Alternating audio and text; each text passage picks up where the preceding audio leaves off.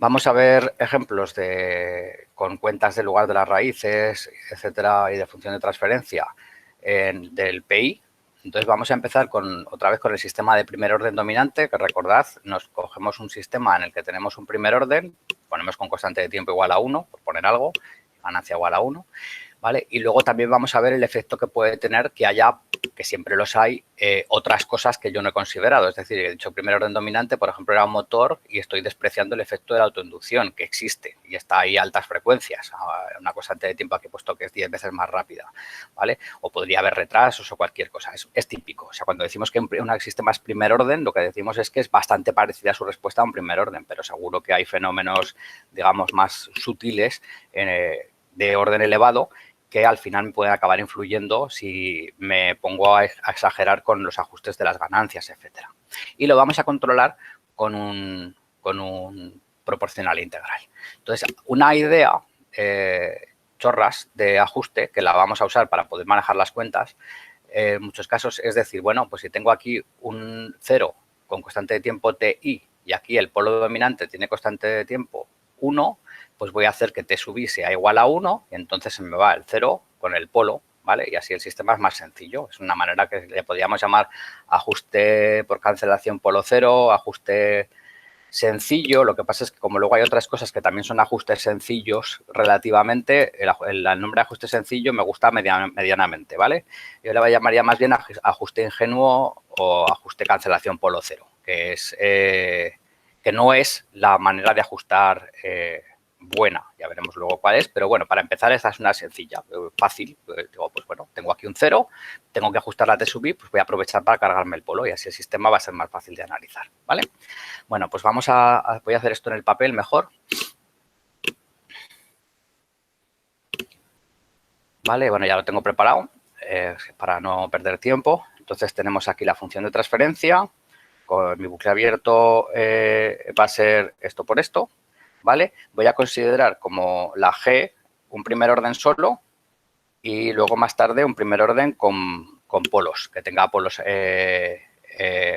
dominados, ¿vale? Voy a llevarlo todas las cosas de golpe.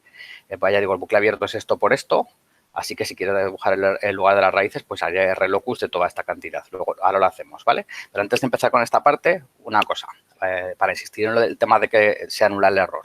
Y ahora con las cuentas. Si hacemos la función de transferencia evaluada en 0, vale igual a 1, ¿vale? Aquí está la función de transferencia, bucle abierto entre 1 más bucle abierto, está esa para el caso de G igual a... Este es el bucle abierto, vale. Aquí está la IR, ¿vale? Sí, para un caso concreto y vemos que la función me queda 1 partido entre 1 más no sé qué por S, ¿vale? Y en otros casos pasaría parecido, me quedará 1 y no sé qué, y luego polos. Pero si queréis, no hace falta que hagáis la función de transferencia y evaluarla en 0 para ver que la ganancia es 1. Directamente el error de posición es 0 en este sistema porque es de tipo 1, tiene un integrador en el bucle abierto, ¿vale? Como es de tipo 1, suponiendo que esto no tiene integradores, si esto tuviera integradores, pues sería de tipo 2, ¿verdad? Pero si esto no tiene integradores, es un primer orden dominante, sin más, pues el bucle abierto, al poner aquí un integrador, ya hemos conseguido que el tipo sea 1 y hemos conseguido, por tanto, que el error sea 0, ¿vale? Esa es la primera cosa. Segunda cosa, ¿cuál es el efecto? Porque hemos dicho, esto me dice que ante entradas cualesquiera, pues al final no tengo error. Pero ¿y qué pasa con la perturbación? Porque el otro día veíamos el caso de un primer orden con integrador y control proporcional, no teníamos error ante cambios en la referencia, pero sí teníamos error cuando había perturbaciones. Bueno, pues ahora esta perturbación, si la trasladamos en el diagrama de bloques, ¿vale? La trasladamos en el diagrama de bloques hacia aquí, ¿vale? Entonces lo que me sale es que la I frente a P es igual a el inverso de este bloque, ¿vale? Multiplicado por el bucle entero, que es el I frente a R, ¿vale? Entonces, el I frente a R ya sabemos que tiene ganancia 1 y la ganancia de esta parte, tiene la S que estaba en el denominador aquí, ahora está en el numerador, ¿vale? Por tanto, cuando esto lo evaluamos en S igual a 0, esto vale 0. Es decir, el efecto en el régimen permanente de las perturbaciones es 0 gracias a que tengo un integrador que está aguas arriba de la perturbación. Porque la perturbación, cuando la saco, ese integrador se convierte en una S en el numerador, ¿vale? Esto es una cosa que normalmente de aquí a fin de curso tengo que responder y volver a explicar N veces. A ver si a lo que lo tenéis grabado, ¿vale? Pues esta es la razón por la que el integrador es necesario si yo quiero anular el efecto de las perturbaciones, ¿vale? Ya vimos que aunque tenga integradores aquí que consiguen error de posición cero, estos integradores de aquí no me anulan el efecto de la perturbación. Sin embargo, los integradores aguas arriba sí. Y la manera de verlo es que si dibujáis, si movéis la perturbación, al moverla, el integrador se convierte en una S que multiplica en la función de transferencia y de la salida frente a la perturbación, y esa S hace que la ganancia de esa función sea cero. Es decir, que el efecto de la perturbación en régimen permanente sea cero. Otra cosa interesante de esta cuenta es que el cero que había aquí se convierte en un polo de la función de transferencia de la salida frente a la perturbación. Entonces, muchas veces la T sub i, ya veremos, que es la constante de tiempo tan grande o como la más grande o la más grande de todas. Esto hace que anular la perturbación tenga una constante de tiempo que es esa y luego las constantes de tiempo que tenga el bucle entero. Entonces, en muchos casos, la constante de tiempo más grande es la T sub i y es la dominante. Y, por tanto, T sub i me indica el tiempo que voy a tardar, bueno, la constante de tiempo de el proceso de anular el efecto de las perturbaciones. Entonces, en un sistema de regulación en el que yo siempre tengo la misma referencia y el problema es que aparecen perturbaciones, cuando aparezca una perturbación, ¿cuánto tiempo tardará en anularla? Pues unas pocas veces T sub i, ¿vale? Si fuera como un escalón sería 3 veces T sub i, ¿vale? Aquí es de donde está la clave de decir que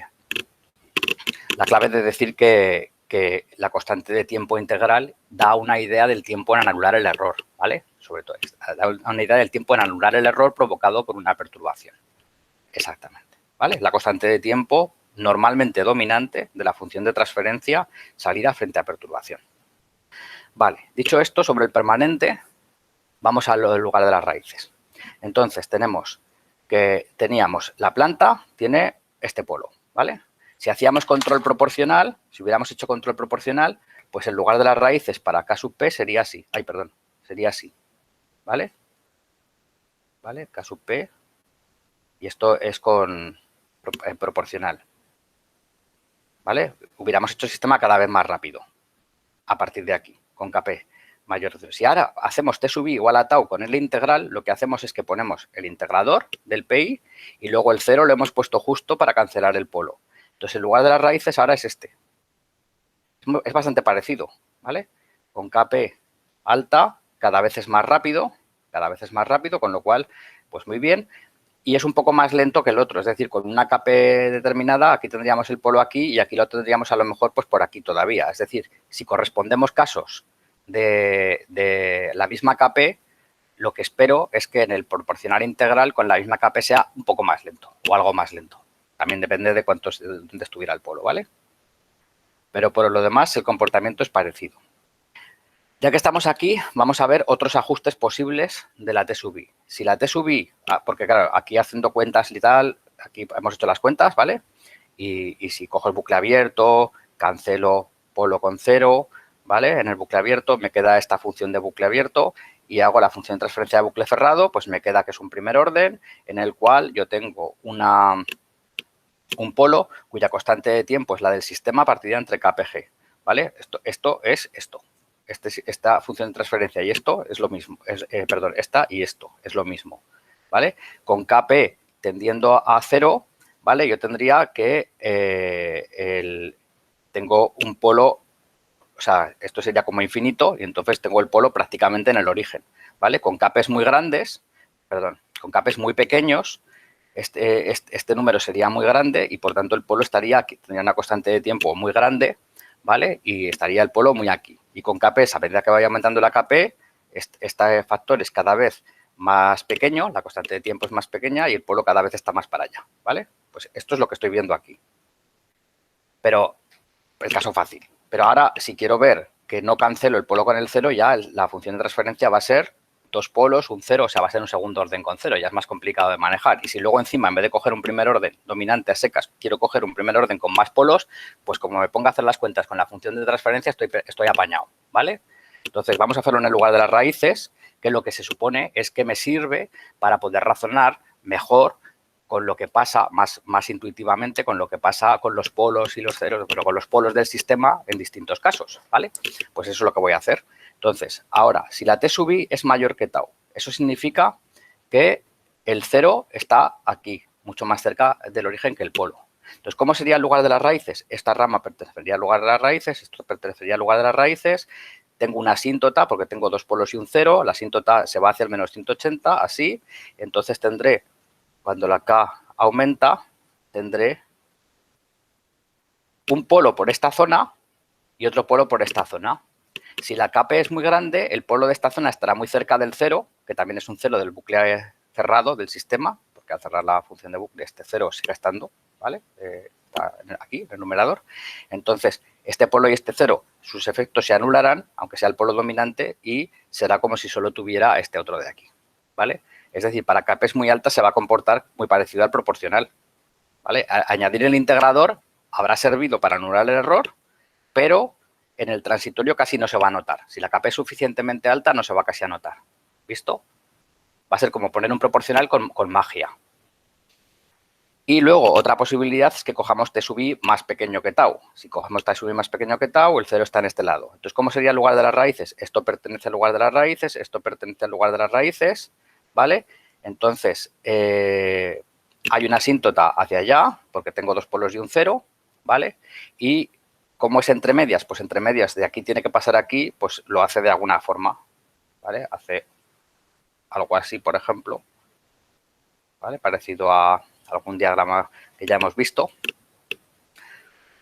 Y el punto de ruptura y el punto de reingreso se pueden calcular con unas derivadas de la PDS y tal y cual, que eso es lo que no tenéis que saber hacer ni nada, pero que, bueno, pues sabríais que de alguna forma hay una zona intermedia en la que hay polos complejos conjugados, o sea, con K intermedias tendríamos oscilaciones, tendríamos un segundo orden con cero, y si seguimos aumentando la K, pues al final, ¿qué pasa? Que tengo un polo muy cerca de este cero, desaparece y otro polo por allí muy lejos. Otra vez lo mismo, ¿vale?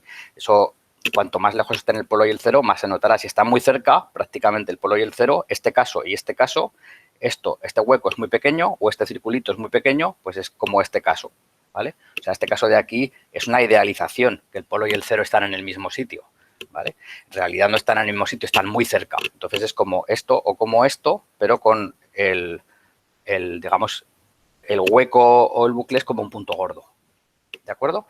Esto es el caso con diversos ajustes de la KP, de la T sub I.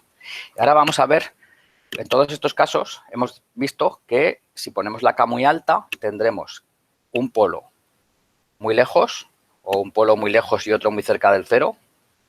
Es decir, que será un comportamiento teóricamente perfecto. Bueno, pues lo que dijimos en el caso del proporcional se vuelve a cumplir. Que, ojo, sería perfecto si fuera realmente un primer orden, pero si es un primer orden dominante y hay otras cosas, retrasos, otros polos dominados, ¿qué es lo que va a pasar? Imaginad que, por ejemplo, vamos a poner que haya dos polos dominados, ¿vale? Dos polos dominados. Y que tenemos el polo y el cero muy próximos. ¿Cómo sería el lugar de las raíces? Pues sería, estos como están muy próximos, vamos a suponer que aquí hay una rama, aquí hay otra rama, ¿vale? O sea, esta va para aquí, esta va para allá. Entonces, cuando este polo se está acercando aquí, ya empieza a ser dominante el de este otro lado, ¿vale? Pero aquí, como tenemos 1, 2, 3, 4 polos y un cero, pues vamos a tener tres asíntotas. Entonces, las tres asíntotas serán una va para allá, otra va para allá, otra va para allá y en algún punto, este polo que sale de aquí, este que sale de aquí, se encuentran, ¿vale? Y acaban yendo hacia las asíntotas, ¿vale? Entonces, en este caso, con Ks muy altas, no es bueno, no es perfecto, todo lo contrario, puede llegar a ser inestable, ¿vale? Si solo hubiera habido un polo dominado, hubiera sido oscilante. Con dos polos dominados se puede hacer inestable, que es lo que pasa siempre. Es decir, olvidaros de la magia de voy a poner KP infinito, porque KP infinito significa que si hay polos dominados, al final, sí o sí, se va a hacer inestable. Y también KP infinito significa que la acción va a ser infinitamente más grande que el error. Como el error sea un poquitín pequeño que sea, la acción va a ser muy grande y las acciones normalmente son una tensión, un calor, un caudal, etcétera, ¿vale? Una fuerza y no las puedo hacer infinitas. Los que estáis haciendo el trabajo ya sabéis pues que si os olvidáis de que la acción puede ser, está limitada, pues os aparece que el sistema, pues el coche puede ir a 600 kilómetros por hora, pero la realidad no es así. O sea, yo no puedo hacer valores indiscriminados de algunas variables físicas. Entonces, pues KP infinito, que en teoría es perfecto, pues no es realista ni es tan perfecto. ¿De acuerdo? Es un mensaje importante a tener en cuenta. ¿Vale? Y bueno, siguiendo con este mismo sistema, vamos a ver la interpretación en el bode. Y ahora en el bode vamos a centrarnos en el caso de KP igual a 10, ¿vale? Y que haya un polo dominado, ¿vale? Hay más casos dibujados aquí, pero voy a resaltar este. Entonces, si KP es igual a 10, si KP es igual a 10, bueno, vamos a empezar por si hay un polo dominado, el bode de la planta es este, ¿vale? Era un primer orden, entonces en la frecuencia 10, 10, ese primer orden empieza a... No, perdón, sí. A ver, hay un primer orden, entonces en la frecuencia 1 está el primer orden, empieza a bajar la ganancia, pendiente de 20 decibeles por década, y en la frecuencia 10 pues baja más por el polo dominado, ¿vale? Y la fase empieza en 0 grados, en la frecuencia alrededor de la 1 empieza a bajar, y luego en la frecuencia alrededor de la 10 baja más y al final acaba en menos 180 grados, ¿vale? Esta es el bode de la planta, que por si acaso, como esto luego voy a dejar por ahí, sí está aquí, ¿vale? Es el bode de esta planta, ¿vale? El azul. Espero que veáis que cuadra con lo que sabemos de dibujar los bodes. Entonces, como en el ejercicio del bodiseño, ¿cómo es el bode del bucle abierto? Pues es el bode de la planta más el bode del PI. El bode del PI ya lo hemos dibujado una vez y lo hemos visto antes, lo pongo aquí en verde, va a ser... Empezamos, el PI tiene ganancia 10, ¿vale? Y un integrador con constante de tiempo 1. Entonces, la frecuencia de transición es justo en 1, el cambio, el codo entre frecuencias bajas y frecuencias altas. Entonces, en la parte del integrador, en frecuencias bajas, va a ser, o sea, es este de aquí, ¿vale? Tiene ganas, vamos a mirarnos del 10 por ahora. Tenemos un integrador, ¿vale? Vamos a mirarlo así directamente, más fácil. Tenemos un integrador. Entonces, ¿cuánto contribuye el integrador en la frecuencia baja? Que en este caso la frecuencia baja es, esto es 0,01, ¿vale? Pues en 0,01, que estoy 2 décadas a la izquierda del 1, el integrador me da 2 veces 20 decibelios, me da 40, ¿vale? Pero como además tengo una ganancia de 10, 20 logaritmo de 10 es 20, pues empiezo en 60. O sea, el PI empieza en 60, ¿vale? Y en la frecuencia 1, pues empieza a cambiar a altas frecuencias y acaba en 20, que esto es totalmente coherente con lo que hemos visto del diagrama del PI hace un momento, que lo tengo, no sé si tengo el papel aquí o no, lo enseño aquí.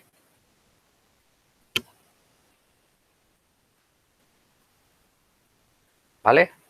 Acordaros, el PI habíamos dicho que este además, mira, hasta empieza en 0,01 igual. Empezaría en 40 decibelios y cambiaría en la frecuencia 1 y acabaría en 20 logaritmos de KP. En nuestro caso, como KP es 10, acaba en 20 y como todo está subido 20, en vez de 40 aquí tenemos 60, ¿vale? ¿Vale? O sea que este que he dibujado aquí verde es exactamente igual que habíamos visto antes para el caso concreto de KP igual a 10 con la T sub i igual a 1. ¿Vale? El 1, ¿vale? Que es igual a, en este caso, es la 1 entre tau, la 1 entre T sub i. Y la fase empieza en menos 90 grados, acaba en 0 grados y entre medios va subiendo. En la frecuencia 1, pues tengo 45 grados. Entonces, si ahora sumo el azul y el verde, que es la planta y el regulador, me sale el bucle abierto que lo he pintado en rojo, ¿vale? El bucle abierto. ¿Y cómo es el bucle abierto? Pues el bucle abierto es, aquí tengo 0, menos 90, menos 90. Altas frecuencias. Tengo esto, o sea, tengo en la fase, por ejemplo, altas frecuencias. Tengo menos 180 de la planta, 0 del regulador, pues menos 180. Y en las fases intermedias, pues por ejemplo, aquí a la planta le estoy restando 45 grados, ¿vale? El verde es menos 45, la planta está por aquí, pues lo resto y me queda este punto, ¿veis? Entonces, el rojo es la suma del azul y el verde. Y en la ganancia igual, ¿no? Primero tengo, la planta no hace nada, el integrador sí que hace, pues justo, como esto es 0 decibelios, más el integrador tengo esto. A partir de este momento, el integrador, o sea, la planta empieza a bajar, el integrador le sube 20 decibelios, pues entonces esto me queda paralelo 20 decibelios más para arriba, ¿vale? ¿Veis la suma que está bien hecha? Entonces, vista esta suma, ahora con la KP que yo he puesto, lo que me interesaría para analizar el comportamiento es cuál es la frecuencia de corte, cuál es la frecuencia en la que tengo 0 decibelios, que es esta. En esa frecuencia miraría el margen de fase, cuánto estoy por encima de 180 grados, que es esto, ¿vale? En este caso estoy por encima, pues unos, estos 150, pues no, 130, unos 50 grados. Pues con 50 grados tengo algo de oscilación, que es este de aquí, ¿vale? Este de aquí. Ahora, si pongo la KP más alta o más baja, ¿qué pasa? Si pongo la KP más alta, esto sube, por tanto, la frecuencia de corte se desplaza hacia la derecha. Al subir esto, el corte con el 0 decibelios cada vez está más a la derecha y, por tanto, cada vez tengo menos margen de fase. Con KPs muy altas, tengo oscilaciones, ¿vale? No es perfecto, como yo pensaba, por culpa del polo dominado. Y con KPs muy bajas, al bajar esto, la frecuencia de corte se desplaza hacia allá, tengo más margen de fase, luego es más amortiguado, pero cada vez es más lento, ¿vale? Esta sería la respuesta, ¿vale? Entonces, si yo quiero que sea rápido y que sea amortiguado o razonablemente amortiguado, la cuestión es poner el PI de manera que en la zona que a mí me interesa no me baje mucho la fase, ¿vale? Porque eso me estropeará el margen de fase y luego ajustar la K, pero esto ya lo haremos sistemáticamente.